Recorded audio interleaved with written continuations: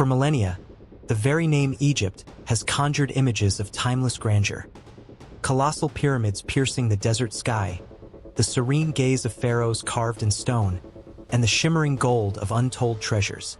It is a civilization that has captivated humanity for centuries, its mysteries whispered through the sands of time. We marvel at its enduring monuments, its sophisticated artistry, and its profound spiritual beliefs. But beneath this veneer of eternal stability lies a story far more dynamic, a saga of epic proportions marked by cycles of breathtaking ascent, unparalleled power, and eventual, inevitable decline. This is not merely a chronicle of kings and queens, but an untold story of an empire that defied the odds for over 3,000 years, constantly reinventing itself, adapting, and struggling against forces both internal and external. Today, we journey beyond the familiar icons to uncover the true narrative of the Egyptian Empire. Its miraculous birth, its glorious zenith, and the complex, often dramatic, factors that led to its ultimate twilight. Prepare to witness the ebb and flow of power, the triumphs and tragedies, and the enduring legacy of a civilization that shaped the very course of human history. This is the story of the rise and fall, the resilience and fragility of the Egyptian Empire. We will explore how a collection of disparate settlements along the Nile transformed into a unified, formidable state, how it reached the pinnacle of its influence, and the subtle yet powerful forces that eventually brought it to its knees. From the earliest pharaohs who first stitched together the two lands to the last queen who gambled her throne on Roman favor, every era holds lessons in power, ambition, and the relentless march of time. So, let us begin our expedition into the heart of ancient Egypt to uncover the untold story of its empire. Before the monumental pyramids, before the grand temples of Karnak and Luxor, ancient Egypt was a land of fragmented communities, small agricultural settlements scattered along the fertile banks of the Nile. For thousands of years, these disparate groups lived in relative isolation, their lives dictated by the rhythm of the Great River.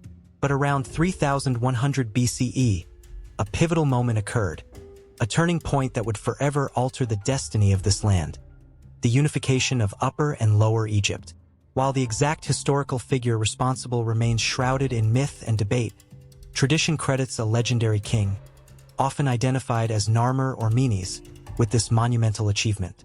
Imagine the sheer force of will, the strategic brilliance, and perhaps the brutal conquests required to bring two distinct cultures, with their own customs and rulers, under a single crown. This act of unification was not merely a political merger. It was the birth of a nation, the forging of a collective identity that would endure for millennia. With unification came the establishment of the early dynastic period, laying the foundational stones of what would become one of the world's most enduring civilizations. The concept of pharaonic rule took root, establishing a centralized authority that would govern Egypt for thousands of years. The pharaoh was not just a king. He was a divine being, a living god, the intermediary between humanity and the pantheon of Egyptian deities.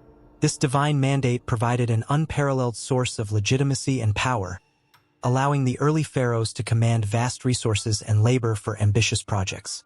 Early administrative structures began to emerge, organizing the collection of taxes, the distribution of resources, and the maintenance of order across the newly unified land.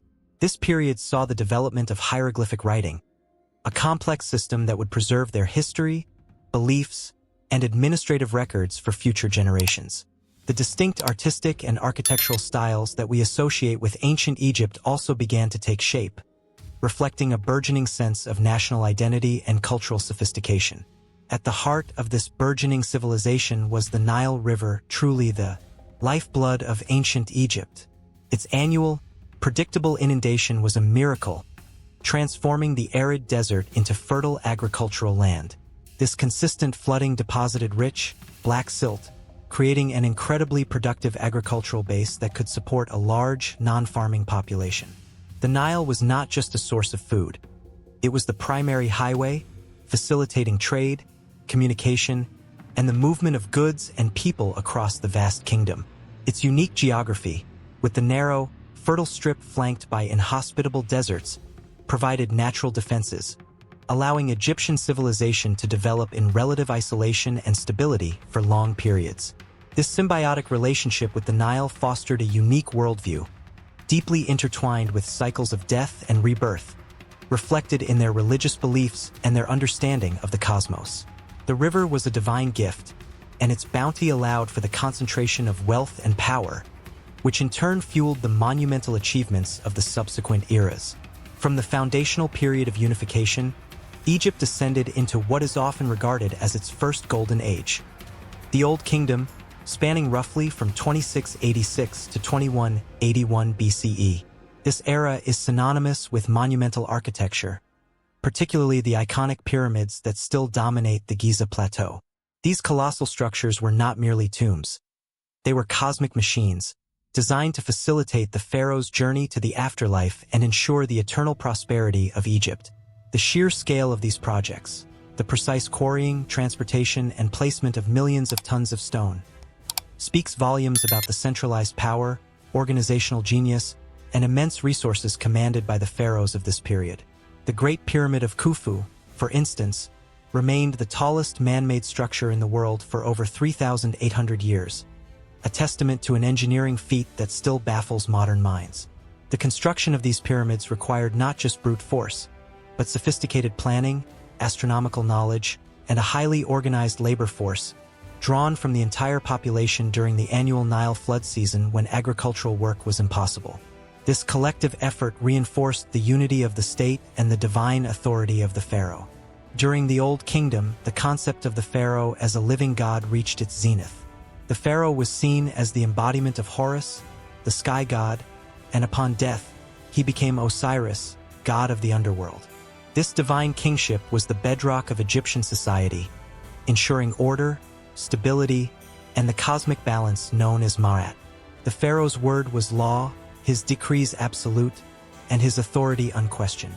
This centralized power allowed for unprecedented stability and prosperity, fostering advancements in art, science, and administration. Bureaucracy flourished, with scribes meticulously recording everything from grain harvests to temple offerings, ensuring the smooth functioning of the state. Art and sculpture reached new heights of sophistication, characterized by a serene idealism and a focus on eternal forms, reflecting the Egyptians' profound belief in the afterlife. However, even this golden age was not immune to the forces of change and eventual decline. The immense resources poured into pyramid building, while showcasing the pharaoh's power, also placed a significant strain on the economy. Over time, the power of the central government began to wane, and regional governors, known as nomarchs, started to assert more independence.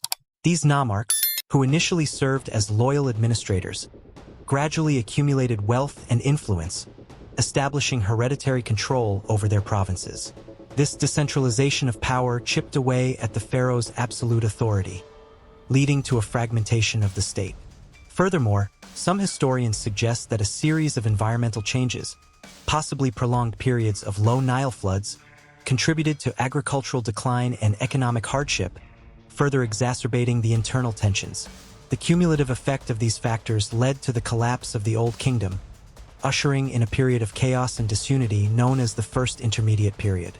The once unified land of Egypt fractured into competing regional powers, a stark reminder that even the most stable empires are vulnerable to internal pressures and environmental shifts.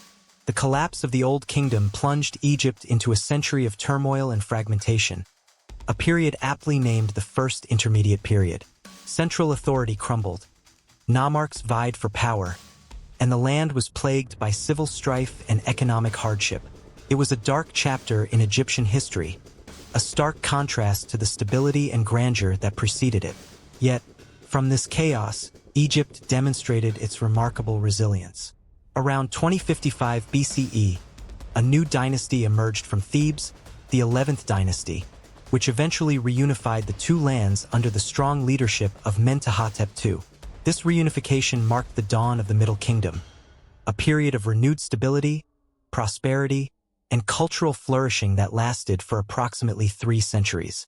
The Middle Kingdom was characterized by a more pragmatic approach to kingship. While the pharaohs still held divine authority, they were often depicted as shepherds of their people, responsible for their welfare, rather than distant, inaccessible gods.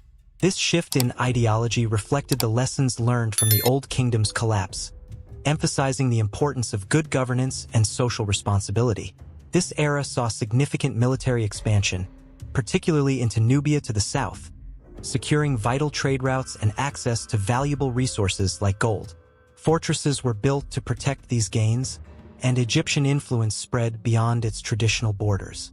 Trade flourished, connecting Egypt with the wider ancient world and bringing in new wealth and ideas. Culturally, the Middle Kingdom was a period of profound innovation and artistic refinement.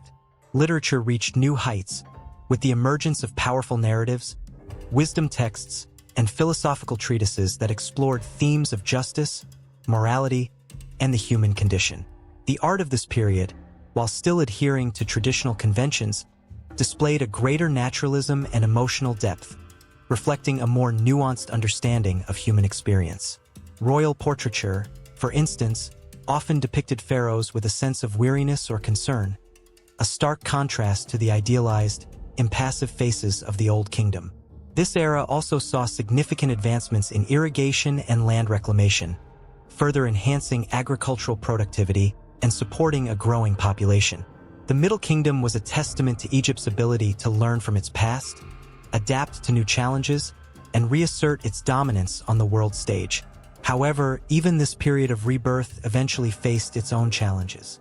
The stability of the Middle Kingdom was ultimately undermined by a new wave of foreign invaders, the Hyksos. These mysterious people, likely from the Near East, brought with them new military technologies, such as the horse-drawn chariot and the composite bow, which gave them a significant advantage over the traditional Egyptian army. Their invasion led to the Second Intermediate Period, another era of fragmentation and foreign domination, particularly in the Nile Delta region. While the Hyksos eventually adopted many Egyptian customs, their presence was a humiliating blow to Egyptian pride and sovereignty. Yet, once again, Egypt would rise from the ashes, stronger and more determined than ever, ushering in its most glorious and imperial phase, the New Kingdom. The expulsion of the Hyksos, spearheaded by the native Egyptian rulers of Thebes, ignited a new era of aggressive expansionism and unparalleled imperial power, giving birth to the New Kingdom, circa 1550 to 1070 BCE. This was Egypt's true imperial age, a period when its influence stretched further than ever before, transforming the land of the Nile into a dominant force in the ancient Near East. The pharaohs of this era were not just divine rulers. They were warrior kings, leading their armies into battle and forging an empire through conquest and diplomacy. Figures like Thutmose III, often called the Napoleon of Egypt, led numerous successful military campaigns, extending Egyptian control deep into Nubia and across the Levant. His successors, most notably Ramesses II, known as Ramesses the Great, continued this legacy, engaging in epic battles like Kadesh against the Hittites and leaving behind a monumental architectural legacy, including the Ramesseum and the temples of Abu Simbel. These pharaohs commanded vast armies, utilized advanced military strategies, and secured immense wealth through tribute and trade, solidifying Egypt's position as a superpower. The New Kingdom was also a period of remarkable individual stories and cultural shifts. Hatshepsut, one of the few female pharaohs, ruled with immense power and presided over a period of great prosperity and ambitious building projects, including her magnificent mortuary temple at Deir el-Bahari. Her reign challenged traditional gender roles and demonstrated the flexibility of Egyptian political thought. Later, Akhenaten, a revolutionary pharaoh, attempted to radically transform Egyptian religion by promoting the worship of a single deity, the Aten, a move that shook the very foundations of Egyptian society. His religious reforms, though ultimately short-lived, represent a fascinating, albeit controversial, chapter in Egyptian history. His son, the boy king Tutankhamun, though his reign was brief and politically insignificant, achieved posthumous fame through the discovery of his nearly intact tomb, offering an unparalleled glimpse into the wealth and artistry of the New Kingdom. This era was characterized by unprecedented wealth and a sophisticated diplomatic network. Gold, silver, and exotic goods flowed into Egypt from its vast empire, funding lavish lifestyles for the elite and monumental construction projects that glorified the pharaohs and the gods. Egypt engaged in complex international relations with other great powers of the day, including the Hittites, Babylonians, and Assyrians, exchanging letters, gifts, and even royal brides. This period saw the construction of some of Egypt's most iconic temples, including the vast complexes of Karnak and Luxor, testaments to the pharaoh's piety and their desire to leave an eternal mark on the landscape. The art of the New Kingdom is vibrant and dynamic, reflecting the empire's cosmopolitan nature and its newfound confidence. However, even at its zenith, the seeds of decline were being sown. The very act of imperial expansion led to overextension, stretching Egypt's resources and military capabilities thin. Maintaining control over distant territories required constant vigilance and military intervention, draining the treasury and manpower. Internal corruption began to fester, particularly within the powerful priesthoods, who accumulated vast wealth and influence, sometimes rivaling that of the pharaoh himself. The rise of powerful high priests, especially those of Ammonius at Thebes, created a parallel power structure that challenged the pharaoh's authority. Furthermore, the constant military engagements, while bringing wealth, also introduced new external pressures and vulnerabilities, setting the stage for the eventual twilight of this magnificent empire. The glorious New Kingdom, despite its immense power, was not immune to the forces that eventually bring down all empires. The decline of ancient Egypt was not a sudden, cataclysmic event, but a prolonged, complex process spanning centuries, marked by a confluence of internal weaknesses and relentless external pressures. The first major blow came during the wider regional crisis known as the Late Bronze Age collapse, a period of widespread societal collapse across the eastern Mediterranean around 1200 BCE. While the exact causes are still debated, this era saw the mysterious Sea Peoples, a confederation of maritime raiders, causing widespread destruction and disrupting trade routes across the region. Egypt, under Ramesses III, managed to repel their direct invasion, but the effort left the empire exhausted, its resources depleted, and its coastal defenses severely weakened. This period marked the end of Egypt's imperial ambitions and the beginning of a long, slow decline. Internal weaknesses further exacerbated the external pressures. Economic crises became more frequent, fueled by a combination of environmental factors like inconsistent Nile floods, which led to agricultural shortfalls, and the immense cost of maintaining a vast, overextended empire. The central government's authority eroded as powerful high priests, particularly those of Ammonius at Thebes, accumulated vast wealth and political influence, effectively creating a parallel power structure. This division of power led to internal strife, civil wars, and a fragmentation of the kingdom, making it increasingly vulnerable to opportunistic invaders. The once unified land of Egypt became a patchwork of competing factions, a shadow of its former self. Over the subsequent centuries, Egypt fell prey to a succession of foreign powers, each leaving their mark on the ancient land. First came the Libyans, who established their own dynasties and ruled parts of Egypt. Then, the Nubians from the south, who had long been under Egyptian influence, rose to power, establishing the 25th dynasty and briefly reunifying Egypt. However, their rule was short-lived, as the mighty Assyrian Empire swept in, conquering Egypt and installing their own puppet rulers.